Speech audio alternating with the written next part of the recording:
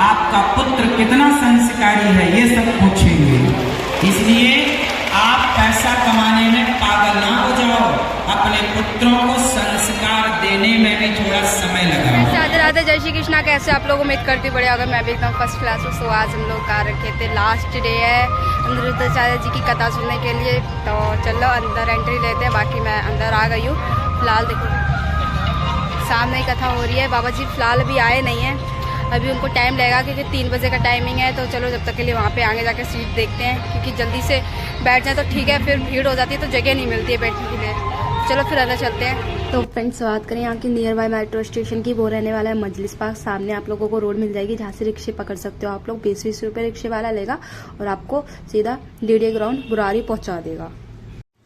सामने आप लोगों को ये रोड मिल जाएगी जहाँ पे रिक्शे वाला आपको उतारेगा। और ये रहा आदर्श नगर विधानसभा में हार्दिक स्वागत है। इसी की रोड के सीधा जाना है हमें। तो चलते हैं। फिलहाल अभी हम लोग भी ये देखो जगह जगह का होल्डिंग वगैरह भी लगी हुई है बाबा जी की।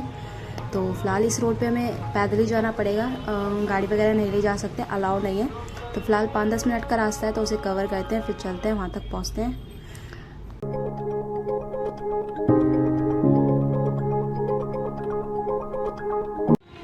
तो फ्रेंड्स आप लोगों को यहाँ पे मेला भी मिल जाएगा लगा हुआ। और ये देखिए पूरा ग्राउंड में पूरा खाली पड़ा हुआ है, धूप आ रखी है इसलिए।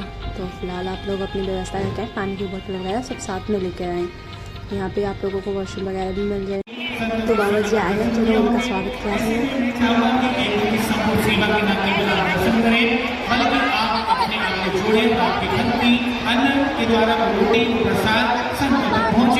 जिसके माध्यम से पहला फल ये मिलेगा कि आप अन्नदान करती हैं।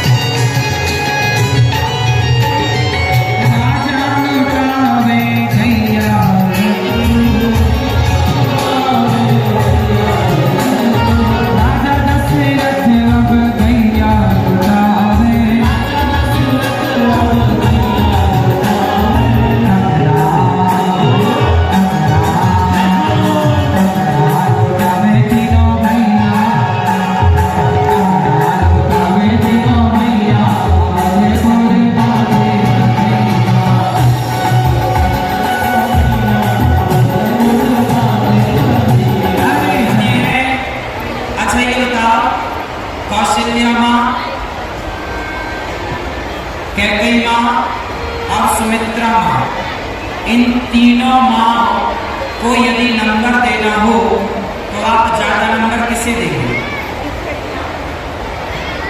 कौशल्या माँ को आप कितने नंबर देंगे? कैकेयी माँ को आप कितने नंबर देंगे? और सुमित्रा माँ को कितने नंबर देंगे? इन तीनों माँ में श्रेष्ठ माता आप किसे मानते हैं? जोर से। सारी माए हमारी माँ बदली है यहाँ। कौशल्या आप बताओ श्रेष्ठ माता आप किसे मानते हैं? बोलो जोर से। वैसे तो तीनों माता श्रेष्ठ हैं। राम की माता कौशल्या का तो कहना ही है, वो तो भगवान की माता है। और कैकेयी माता का भी कहना ही क्या, वो तो भक्त की माता है। लेकिन धन्य है माता सुमित्रा, जिनके दोनों बेटे, एक बेटा भगवान की सेवा में लगा और दूसरा बेटा भगवान के भक्त की सेवा में लगा। धन्य है माता सुमित्रा, जिन्होंने अपने पुत्रों को सेवा करने सिखाई। लक्ष्मण जी ने भगवान की सेवा की और शत्रुघ्न जी ने भक्त की सेवा की। भरत जी कौन है? भक्त है। राम कौन है? बोलो राम कौन? राम कौन? राम तो भगवान है। और भरत जी कौन? भरत जी भक्त है। बोलते चलो मेरे संग, राम कौन और भरत जी? एक भगवान है और एक राम भगवान है, भरत जी भक्त है। एक भक्त है, एक भगवान है। लेकिन धन्य है सुमित्रा माँ, एक बेटा को भगवान का सेवक बनाया और दूसरे बेटे को भक्त का सेवक बनाया। आप भी अपने बेटों को पढ़कर कभी अपने माँ बाप को घर से नहीं निकालें। इतना कुछ आप पढ़ाते हो, एक पीरियड आधा घंटा की क्लास बच्चों को माँ बाप के नाम पर होनी चाहिए कि नहीं? और केवल माँ बाप के नाम पर नहीं साहब, आजकल रिश्तों के ऊपर भी पढ़ाई होनी चाहिए। किस तरह विवाह के बाद का जीवन जिया जाए, 8वीं से लेकर 12वीं तक में बच्चों को ये पढ़ाओ कि किस तरह आपको विवाह के बाद कठिनाइयां आ सकती हैं। जब ये कठिनाई आएगी तब आपको क्या निर्णय लेना होगा, ये पढ़ाओ।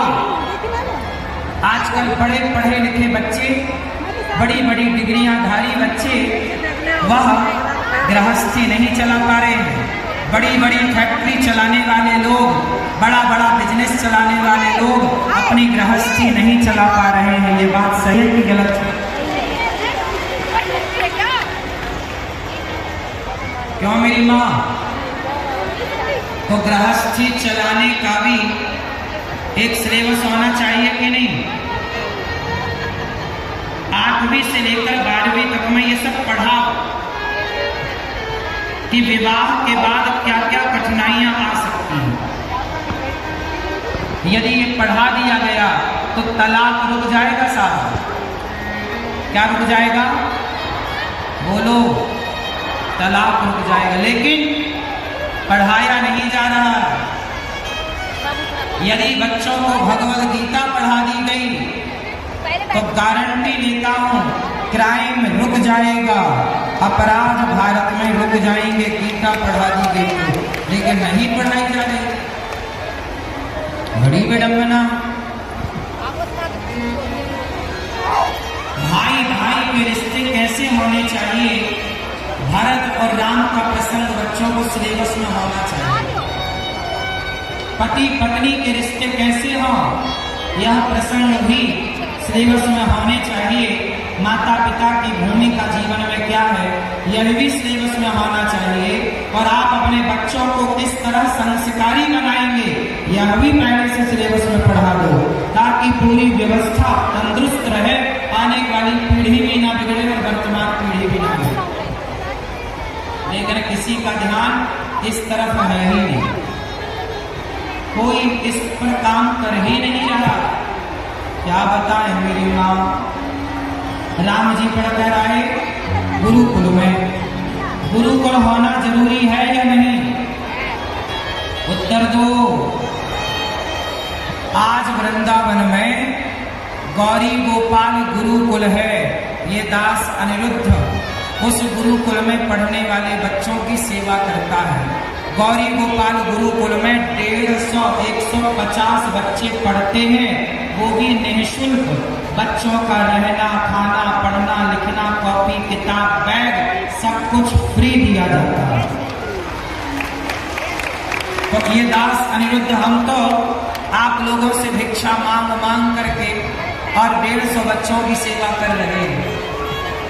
गुरुकुलों को जिनको मुगलों ने, अंग्रेजों ने जला दिया, नष्ट कर दिया, उन गुरुकुल की परंपराओं को हमने तो जितना हो सका बचाए रखा।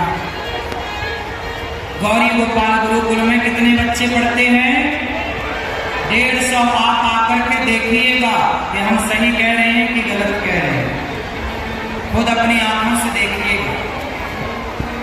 हम तो अपने इन बच्चों को, कुछ बच्चे इतने गरीब हैं, किसी की माँ नहीं, किसी का पिता नहीं, कोई बहुत गरीब है, ऐसे गरीब परिवार के 150 बच्चे गौरी गोपाल गुरुकुल में वेद और पुराण की शिक्षा प्राप्त कर रहे हैं। वैदिक गुरुकुल।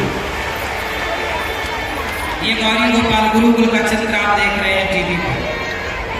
तो आपसे मेरी प्रार्थना है, इस गुरुकुल में पढ़ रहे बच्चों के लिए आप भी इनके माता पिता बनकर आप भी इन बच्चों की शिक्षा में थोड़ा ही सही, आज एकादशी है, आप सहयोग जरूर कीजिएगा।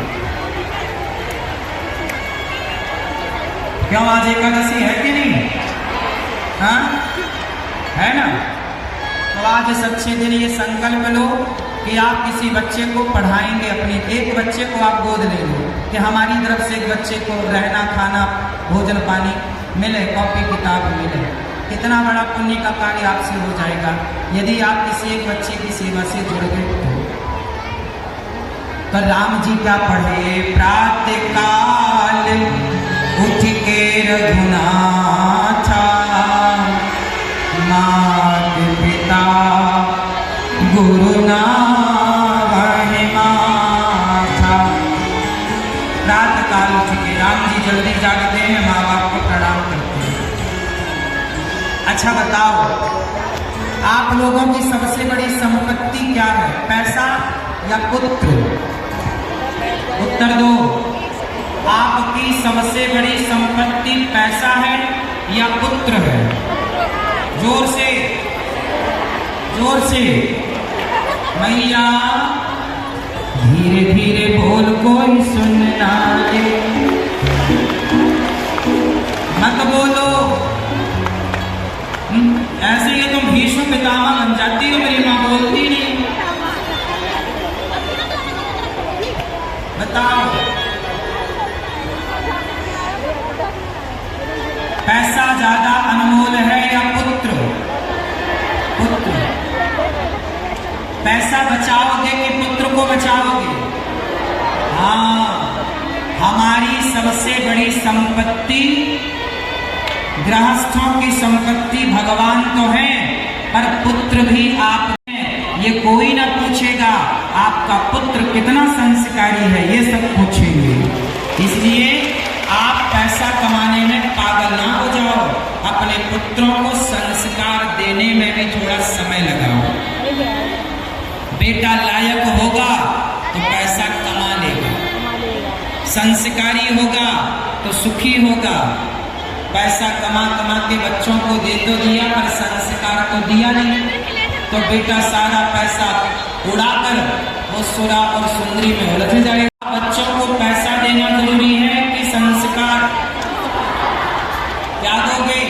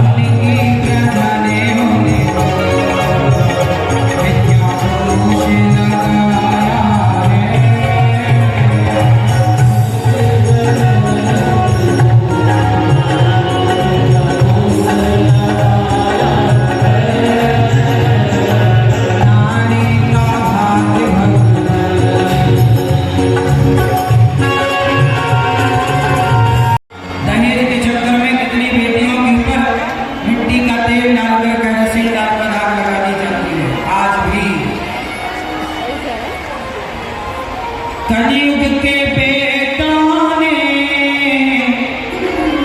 अपनी माँ को सताया है। कलयुग के बच्चों ने अपनी माँ को सताया है। खुद के ही बेटों ने, खुद के ही बच्चों ने उन्हें घर से निकाला है। खुद के ही बेटों ने, खुद के ही अपनों के अपनों ने देखो घर से निकाला है।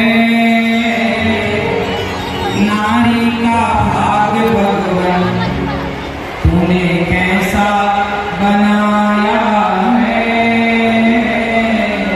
निहाल सखियां आज मिथिला नगरिया, निहाल सखियां चारों दुल्हा में बड़का कमाल सखियां।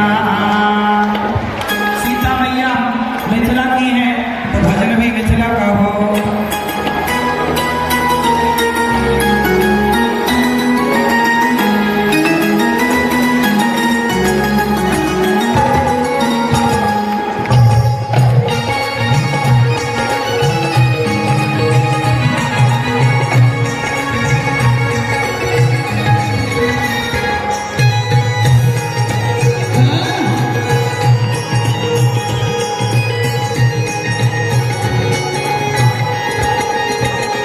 आज मिथिला नगरिया निहाल सखियां, मिथिला नगरिया निहाल सखियां। प्रसन्न रहना क्या सिखाओगे?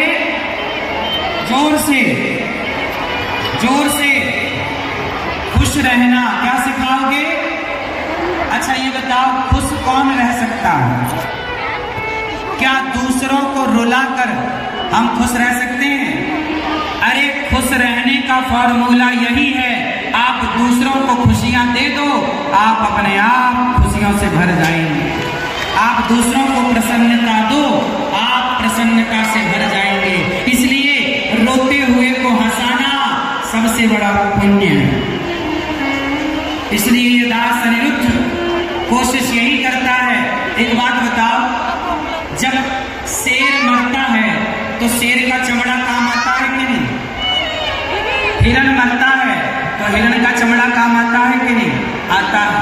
बकरा मरता है, बकरे के चमड़े का ढोलक तबला बनती है। ऊंट मरता है, ऊंट के चमड़े का बेल्ट, पर्स और जूते बनते हैं। मतलब हर जानवर का चमड़ा काम आता है मरने के बाद। लेकिन एक दिन मैंने सोचा कि ऐ अनिरुद्धाचार्य, जब हम मरेंगे तो हमारा चमड़ा तो काम नहीं आएगा। जब हम मरेंगे तो हमारे चमड़े का तो जूता भी नहीं बनेगा। तो जब हमारे चमड़े का जूता भी नहीं बनेगा तो ये मरने के बाद तो अनिरुद्धाचार्य का चमड़ा काम नहीं आएगा।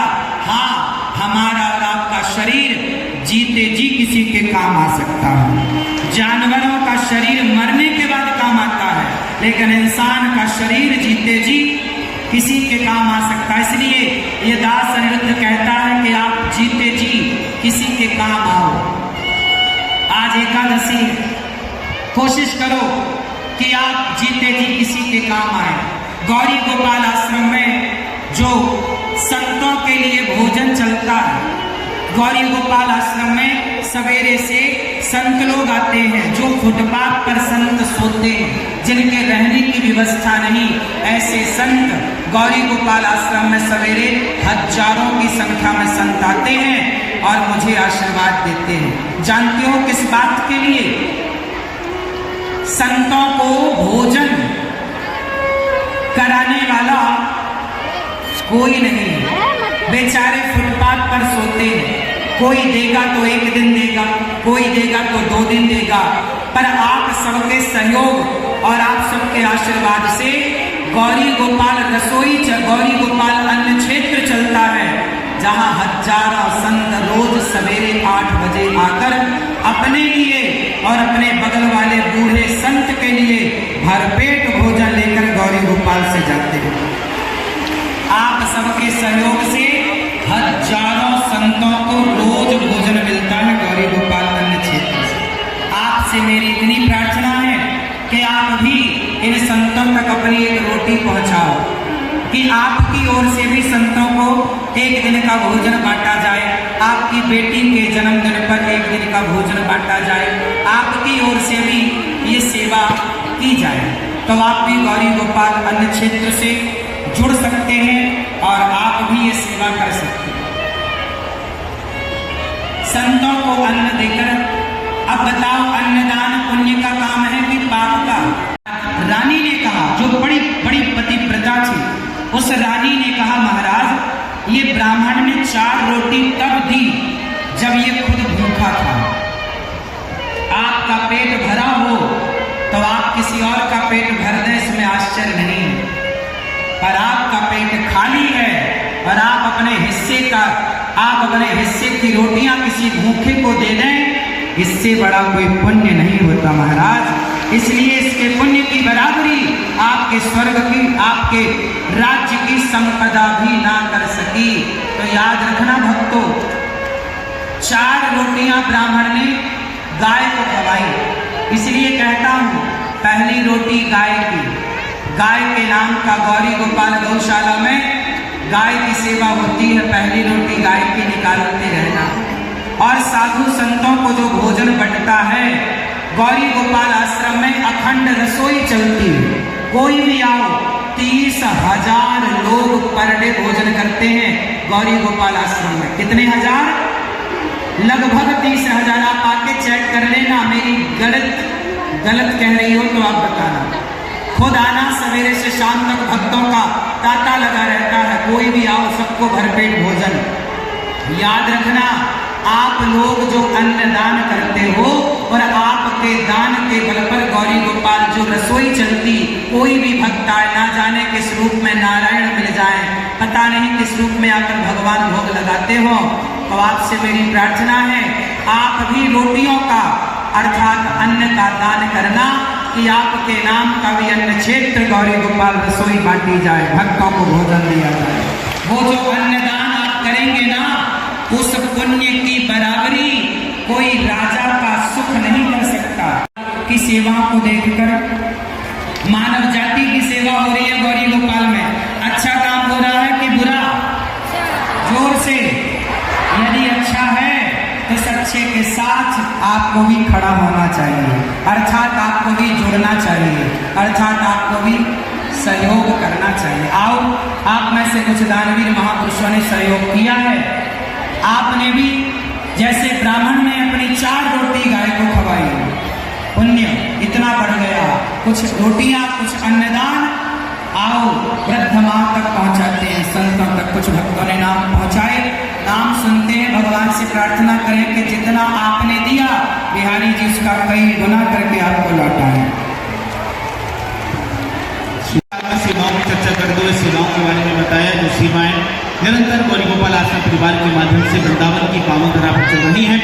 आइए, मैं चाहूंगा ना केवल इन सेवाओं के साक्षात बने, आप अपने आप को जोड़ें और आप स्वयं जुड़ करके पुण्य लाभ अर्जित करें। आइए, नाम सुनिए दानवीर महापुरुषों के जिन्होंने आज के अपने योगदान के हाथ आगे बढ़ाते हुए अपने आप को जोड़ा है।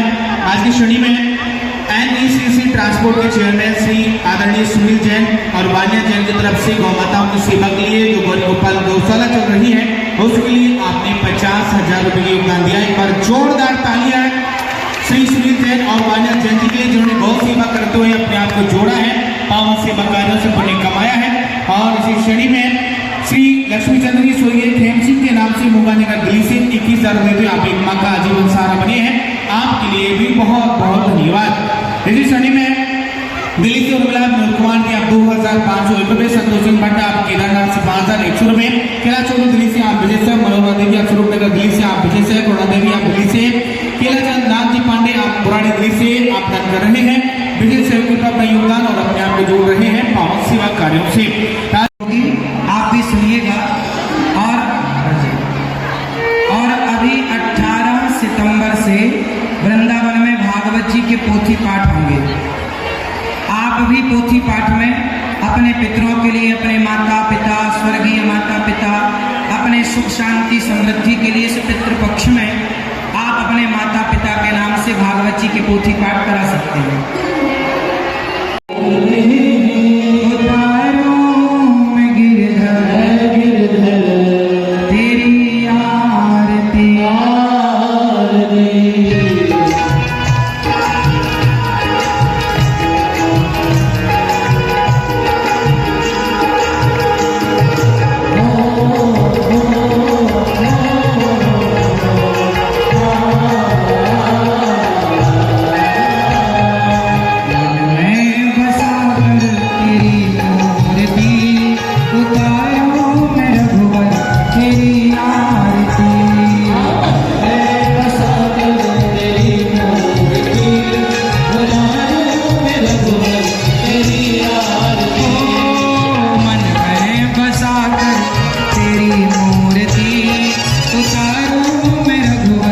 तेरी आरती